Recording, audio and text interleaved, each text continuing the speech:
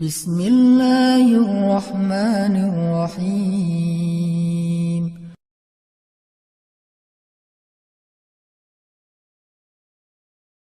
Alhamdulillahirabbil alamin. Nahmaduhu wa nasta'inuhu wa nastaghfiruh. Asyhadu an la ilaha illallah wahdahu la syarikalah wa asyhadu anna Muhammadan abduhu wa rasuluh. Allahumma shalli wa sallim wa barik ala sayyidina wa habibina wa maulana Muhammadin wa ala alihi wa sahbihi wa man tabi'ahu ila yaumiddin. Radina billahi rabba wa bi Muhammadin nabiyya wa bil islami dina. Rabbi syrah li sadri wa yassir li amri wahlul 'uqdatan min lisani yafqahu qawli. Teman-teman yang setia mengikuti kajian rutin kita Rabu malam, terakhir kali beberapa pekan yang lalu, berapa pekan sih? 2 pekan ya? 2 Rabu yang lalu kita membahas tentang keajaiban doa. Dan waktu itu kita mengangkat kisah Nabi Musa alaihissalam yang disebutkan di dalam surat Al-Qasas. Malam ini kita akan lanjutkan karena waktu itu kalau nggak salah kita baru saja membuka dengan cerita Musa di usia remaja atau Musa di usia muda.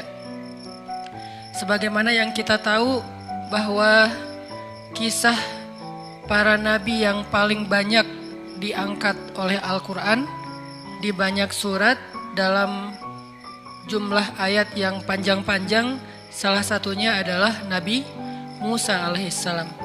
Bahkan bisa dibilang mungkin selain Rasulullah SAW, Nabi Musa ini adalah kisah terpanjang di antara kisah-kisah Nabi yang disebutkan di dalam Al-Quran. Bahkan lebih panjang daripada kisah Nabi Ibrahim alaihissalam, lebih panjang daripada kisah Nabi Adam alaihissalam. Nih nabi-nabi yang kisahnya panjang di Al-Quran: Ibrahim, Adam, Zakaria, Yusuf alaihissalam.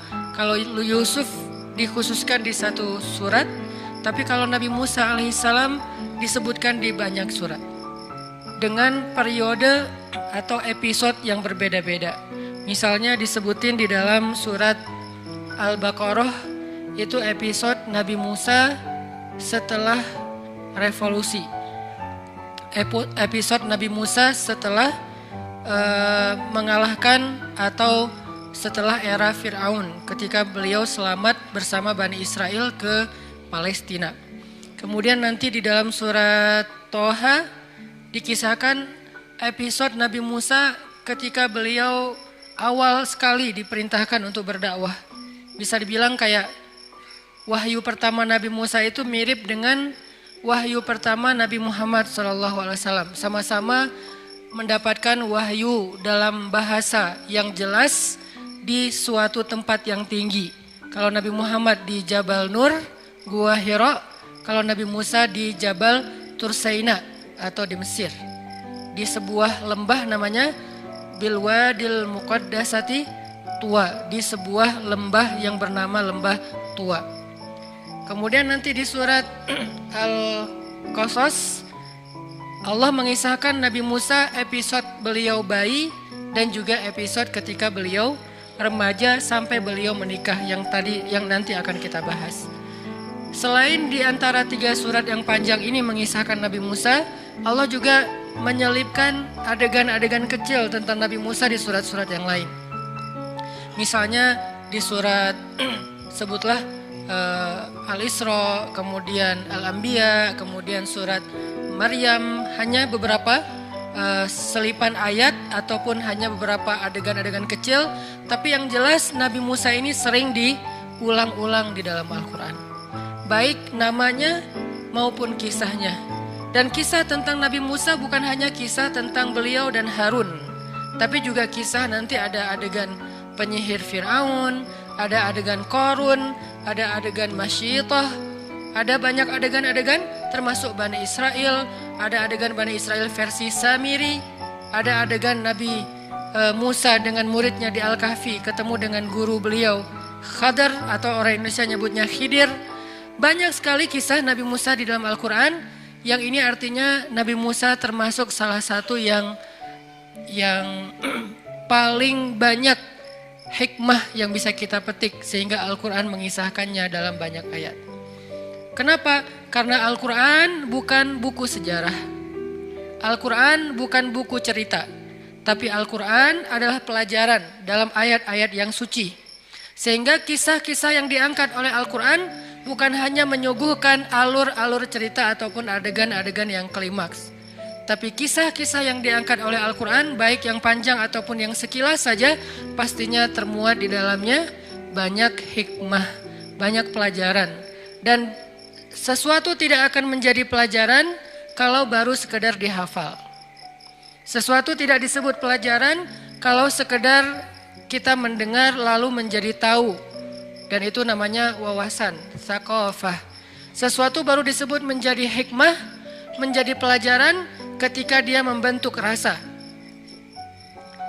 Pelajaran itu dimulai dari membentuk rasa, bukan hanya ketika dihafal atau sekedar diketahui. Itu belum menjadi ilmu.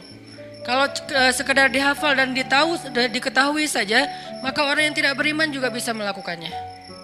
Tapi tidak merubah rasa apapun di hati mereka, di dalam perasaan mereka. Sedangkan tujuan Allah mengangkat kisah-kisah di dalam Al-Quran dan Nabi menyampaikannya di dalam sunnah, baik kisah beliau sendiri dalam bentuk adegan-adegan sirah maupun kisah-kisah sebelumnya dalam bentuk hadis-hadis yang panjang. Tujuannya apa? Supaya membentuk rasa di dalam diri kita. Rasa apa? Banyak. Dan semua perasaan ini termasuk di antara tanda-tanda iman. Di antara rasanya misalnya rasa suka dan tidak suka, like dan dislike atau hate. Apa yang kita suka dan apa yang kita tidak suka itu salah satunya dibangun oleh kisah-kisah Al-Quran.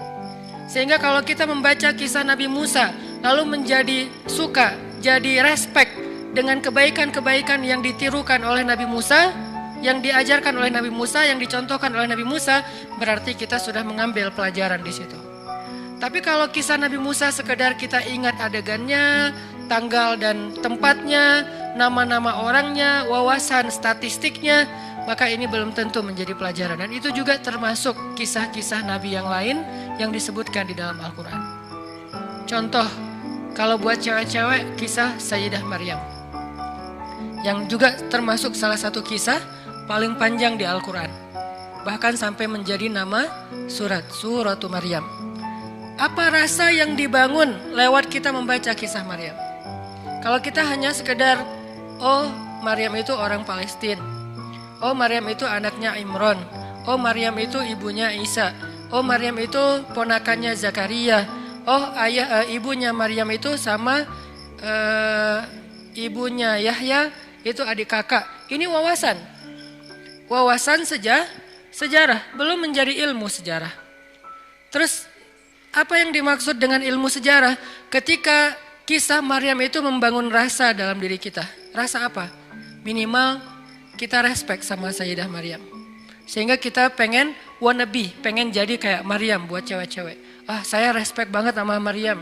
Saya kayak ngefans banget sama Sayyidah Maryam. Kalau udah ngefans, kemudian kita pengen jadi seperti Sayyidah Maryam dalam beberapa adegan hidup kita. Kayak misalnya Maryam ini kan terkenal sebagai perempuan cewek yang sangat menjaga kehormatan ya. Sepanjang hidup beliau Allah takdirkan gak punya suami. Bisa dibilang salah satu ikon jomblo fisabilillah. Kenapa ada kata-kata fisabilillah? Karena menjaga diri dalam masa kesendirian kan. Karena ada yang fisabilillah, ada yang nggak fisabilillah gitu.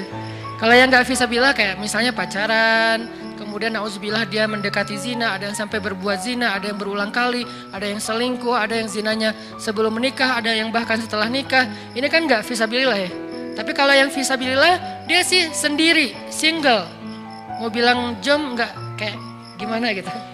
Dia single gitu lah ya, dia sendiri, tapi dia tetap mampu menahan dirinya, menahan hawa nafsunya sampai menjadi seorang perempuan yang terjaga kehormatannya. Jangankan cowok lain, suami aja nggak ada yang bisa menyentuh Maryam. Sampai suami aja nggak diizinkan menyentuh Maryam sehingga nggak punya suami.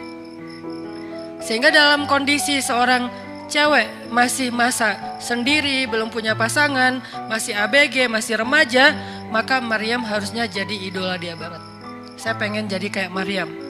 Kayak gimana? Sedikit kenal dengan cowok. Kalau nggak karena ada urusan penting, mungkin tugas kuliah, itu juga bukan modus ya. Mungkin karena pekerjaan atau bisnis, mungkin karena memang dia adalah bagian dari suatu urusan yang darurat, maka saya nggak kenal dengan cowok kecuali emang ada kepentingan. Minimal gitu nih, nggak perlu sampai nggak kenal cowok sama sekali kayak Sayyidah Maryam kan nggak kenal cowok kecuali 3 orang ya. Pamannya, kalau ayahnya kan emang nggak kenal karena meninggal sebelum Maryam lahir. Pamannya, anaknya, ponakannya, Zakaria, Isa dan Yahya. Cuman itu doang yang dikenal oleh Sayyidah Maryam. Jadi kalau kita periksa list kontaknya tuh nama cowok cuma ada 3. Mungkin kita nggak harus sesaklek, pokoknya nggak boleh lebih dari 3 ya. Kenapa? Soalnya Maryam cuma 3, nggak gitu-gitu amat juga sih. Setidaknya pelajarannya di sini, saya nggak mau kenal cowok kecuali ada kebutuhan yang memang penting, yang memang ada maslahatnya. Itu juga dengan menjaga batasan. Kemudian nanti dengan cowok itu nggak terlalu berlebihan, nggak terlalu dekat, nggak curhat kepada cowok.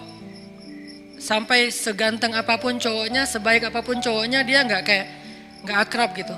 Kayak Maryam dengan Jibril. Jibril kan ketika turun menemui Maryam, fatamassala laha basyaron sawiya. Jibril menjelma sebagai seorang basyaron sawiya, cowok keren. Itu namanya terjemah syabab, terjemah anak muda. Yang mungkin sebagian dai tidak berani menerjemahkan Al-Quran dengan terjemah anak muda. Ya nggak apa-apa lah, mungkin jadi yang agak unik atau aneh mungkin lebih tepatnya. Terjemah syabab terhadap Al-Quran. Apa arti basyaron sawiyah? Kalau terjemah Quran yang baku itu laki-laki yang sempurna. Bahasa kita apa? Cowok keren. Karena ideal, sempurna banget. Nggak berlebihan, nggak juga pas-pasan. Kalau berlebihan misalnya hidungnya terlalu mancung sampai miring gitu kan ya. Ini berlebihan. Nggak juga hidungnya terlalu tawadu gitu. Ini Jibril fatamassala laha basyaron sawiya. Jibril itu jadi cowok keren. Arti cowok keren ideal banget. Hidungnya ideal, matanya ideal, alisnya ideal, rambutnya ideal gitu. Nggak tahu ya, cuman beberapa cerita tentang rambut Nabi Isa, Nabi Muhammad kan rata-rata rambut sepundak ya. Dan ada agak-agak ikal kan. Mungkin kalau genrenya agak-agak reggae gitulah kalau di anak muda gitu. Jadi keren gitu. Nah, Jibril datang menemui Maryam menjadi seorang cowok keren. Bukan wujud aslinya Jibril. Kenapa nggak dengan wujud asli aja? Yang pernah melihat Jibril dengan wujud asli itu sedikit. Salah satu di antara yang sedikit, di antara manusia, cuman Rasulullah SAW. Itu juga 2 kali menurut sebagian besar riwayat. 2 kali doang.